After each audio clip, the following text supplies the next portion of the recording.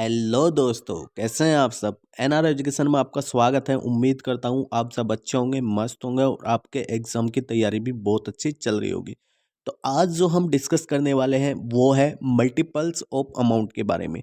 यानी कि इसमें अमाउंट जो होता है वो मल्टीपल 2, मल्टीपल 3, मल्टीपल 4 ऐसे करके कितना भी मल्टीपल हो जाए तो हम इसमें निकालेंगे कि वो कितने टाइम में मल्टीपल हुआ या फिर कितनी रेट से मल्टीपल हुआ। अगर आपके एग्जाम के पॉइंट ऑफ व्यू से देखें तो ये क्वेश्चंस अगर आता है तो ओनली मात्र 2 सेकंड में आप इसका करेक्ट आंसर कर दोगे।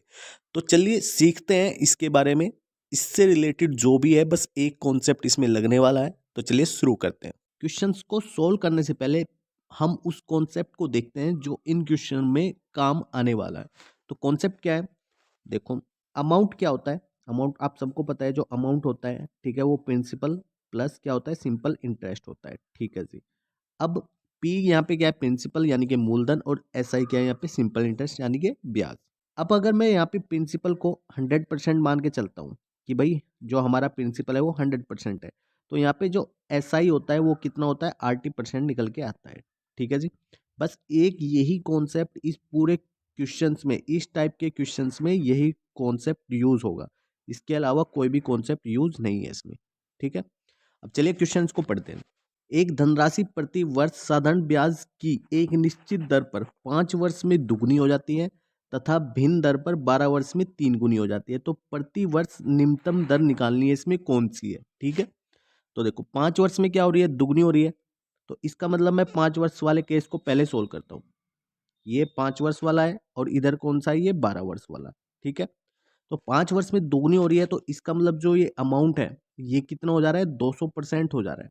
क्योंकि पी का क्या हो गया है, वो दुगना हो जाता है। तो अगर मैं ए में से पी को माइनस करूंगा, यानी कि 200 में से 100 को माइनस करूंगा तो कितना हो जाएगा, 100 हो जाएगा। यानी कि यहाँ पे आ जाएगा 100, और ये बराबर 100%, यानी कि ये किसके बराबर हो जाएगा, 80% के। ठीक है। ये कितने के बराबर हो जाएगा, 80% के। यहाँ पे टाइम कितना दिया हुआ है, 5 साल दिया हुआ है जी। ठीक है।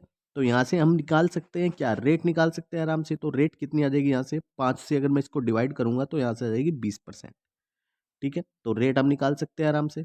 यानी कि अगर वो डबल हो रहा है तो एक कम करके, यानी कि दो में से एक कम करके, यानी कि कितना होता है, एक एक की 100 में गुणा करके तब यहाँ पे लिखना है हमें। ठीक है।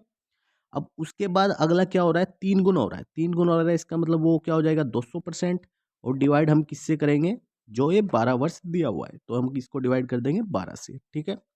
तो ये सोल्व करके कितना आता है, ये आ जाएगा, अगर मैं इसको 4 से डिवाइड करूंगा तो 50/, कितना आ जाएगा, 3। ठीक है। तो 50/3 ये क्या हो जाएगा, 16 से ही 2/3%। अब इसमें सबसे निम्न वाली बतानी थी, सबसे कम 20, तो ये तो ज़्यादा हो जाएगी, तो ये तो होगा नहीं आंसर। तो कौन सा होगा, ये छोटे वाला आंसर हो जाएगा। यानी कि ऑप्शन नंबर बी इसका करेक्ट आंसर बन जाएगा। ओके। तो चलिए नेक्स्ट क्वेश्चन देखते हैं।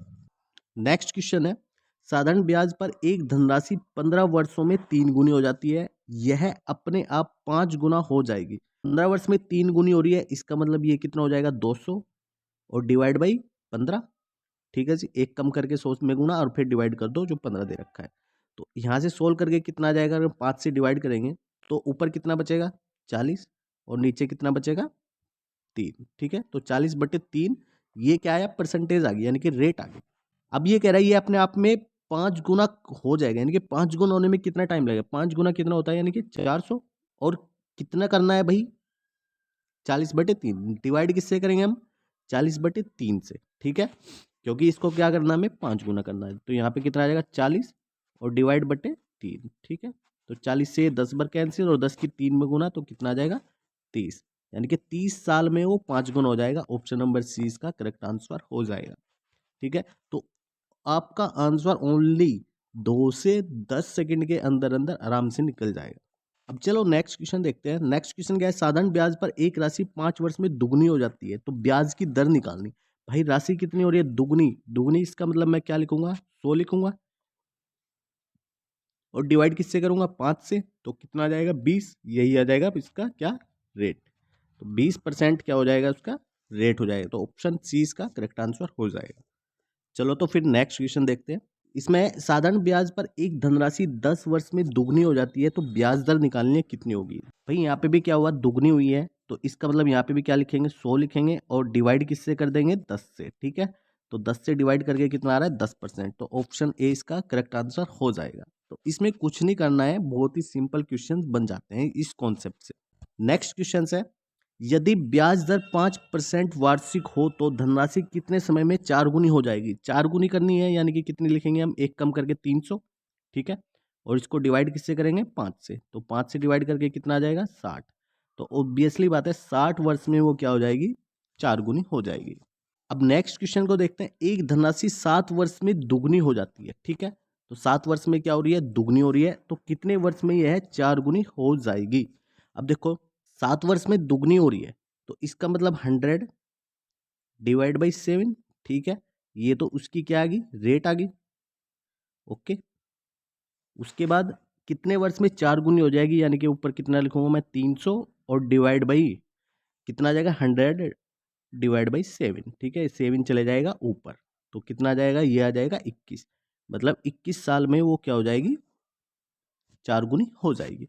आई होप आपको ये वाला कॉन्सेप्ट क्लियर हो गया होगा, क्योंकि ये कॉन्सेप्ट ओनली 2 सेकंड में क्वेश्चन सोल्व कर देगा। ठीक है, अगर आपको वीडियो पसंद आई है तो इसको लाइक करें, शेयर करें और सब्सक्राइब करना बिल्कुल मत भूलें।